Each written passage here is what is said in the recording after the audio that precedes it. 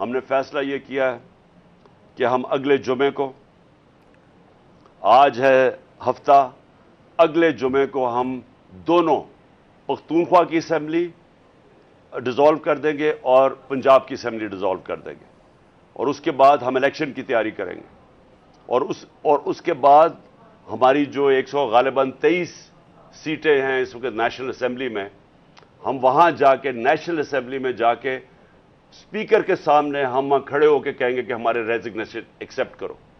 ये ड्रामे ना करो कि चुन चुन के 8 जो इन्होंने पहले हमारे साथ किया था, इन्होंने बजाय हमारे बाकी रेजिग्नेशन एक्सेप्ट करने के, इन्होंने 8 सीटें चुनी। ये जो बड़ा करप्ट यानी मॉरली करप्ट इलेक्शन कमीशन है, इसने नवाज शरीफ के साथ बैठ के 8 सीटें चुनी जो हमारी सबसे कमजोर सीटें थी।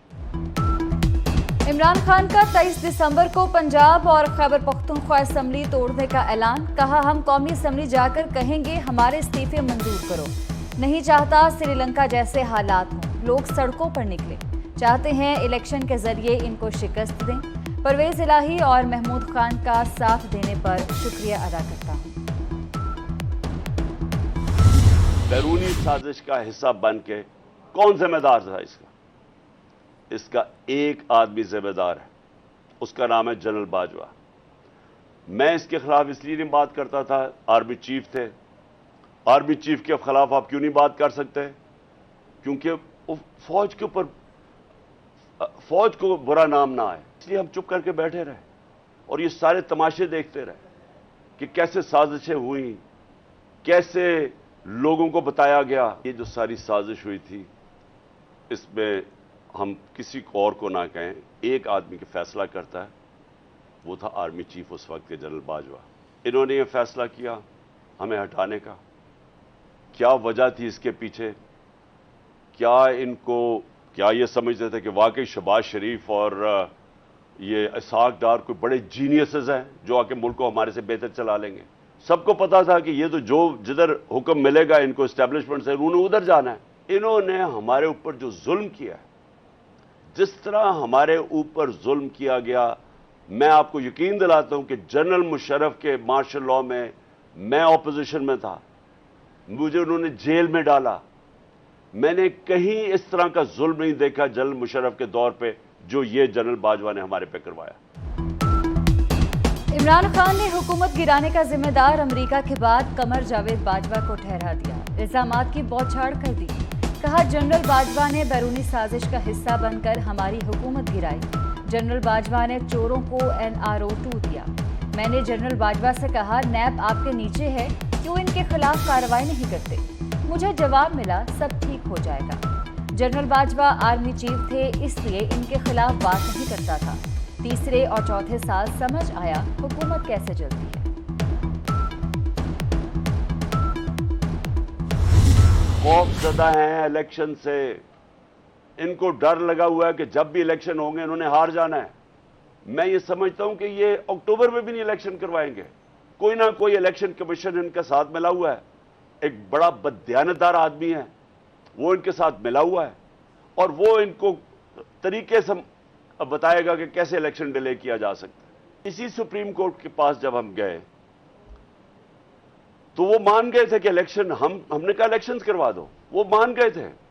इस इलेक्शन कमीशन ने वहां जाके कहा कि जी मैं 7 महीने तक इलेक्शन नहीं करवा सकता। आइन, पाकिस्तान का आइन कहता है कि इलेक्शन कमीशन को सारा वक्त तैयार होना चाहिए 90 दिन में इलेक्शन करवाना, और मैं ये समझता हूं कि ये पूरी कोशिश करेगा इनके साथ मिलके कि किसी ना किसी तरह ये इलेक्शन खींचे। चीफ इलेक्शन कमिश्नर बददियानत है, इनसे मिला हुआ है, इन्हें इंतखाबात में ताखीर के तरीके बता रहा है। Imran Khan chief election commissioner पर खूब गरजे बरसे। कहा, यह खौफजदा है, अक्टूबर में भी इलेक्शन नहीं कराएंगे।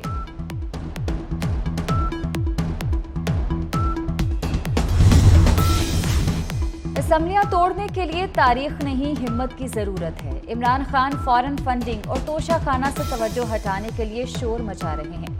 ये मुल्क के मुआशी इस्तेहकाम पर हमला करना चाहते हैं। वफाकी वज़ीर इत्तलात मरियम औरंगजेब का इमरान खान को करारा जवाब। बोली, आप किसको दबाव में डालना चाहते हैं? जनरल बाजवा ने साजिश की तो इन्हें तौसीकी ऑफर क्यों की? तुम्हारे पास इख्तियार नहीं था तो उस वक्त असम्बलियां तोड़ देते। ये आज असम्बलियां छोड़ दें तो पंजाब और केपी में कटहरे में आ जाएंगे।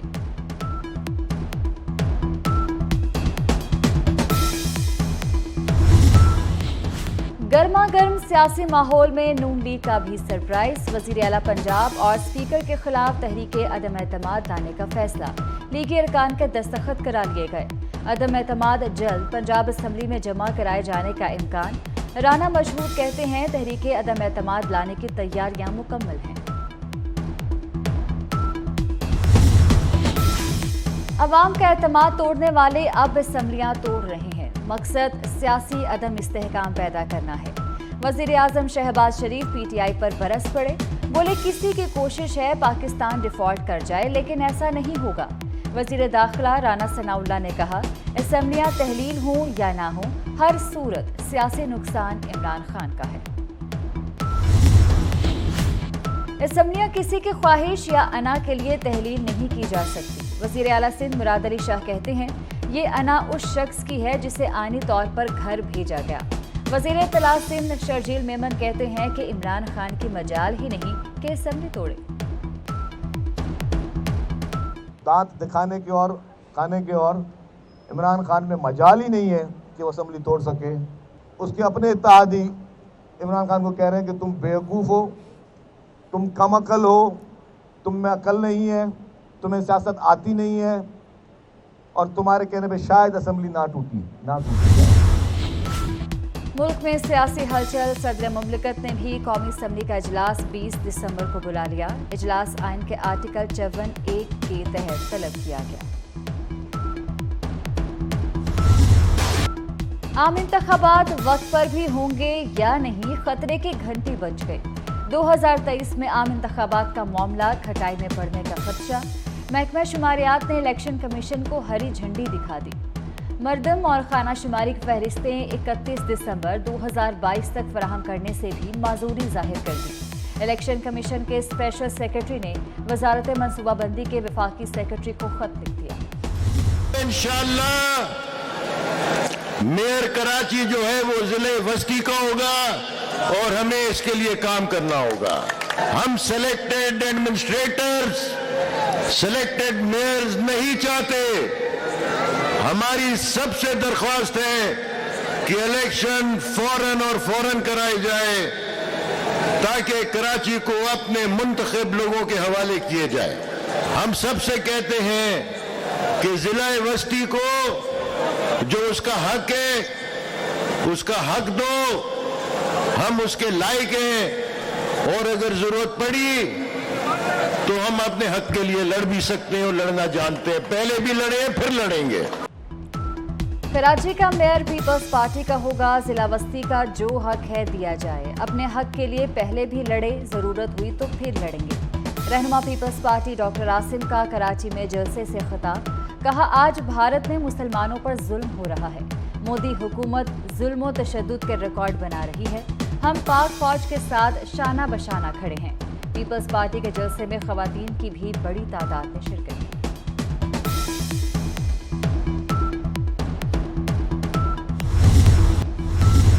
कि जब ये शख्स नरेंद्र मोदी जो आज वजीर आजम बना बैठा है हिंदुस्तान का, जब वो गुजरात का चीफ मिनिस्टर था तो गुजरात में खून बहाया गया था।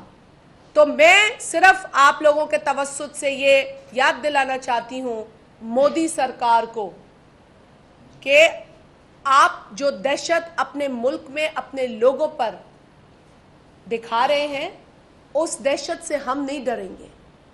हम पाकिस्तानी नहीं डरेंगे। आपको जवाब मिलेगा। थप्पड़ मारोगे तो थप्पड़ मिलेगा, जो बिलावल भुट्टो जरदारी ने तुम्हें मारा है। पीपल्स पार्टी का बिलावल भुट्टो की हिमायत में आज पूरे मुल्क में रैलियां निकालने का ऐलान। वफाकी वजीर शाजिया मरी कहती हैं हर फोरम पर भारत के खिलाफ आवाज उठाएंगे। थप्पड़ का जवाब थप्पड़ से देना जानते हैं। भारत में मुसलमानों से नफरत उरूज पर है। शर्जील मेमन बोले बिलावल भुट्टो ने भारत को अक़वाम मुत्तहिदा में मुंह तोड़ जवाब दिया। बीजेपी को मिर्ची लगी हुई है।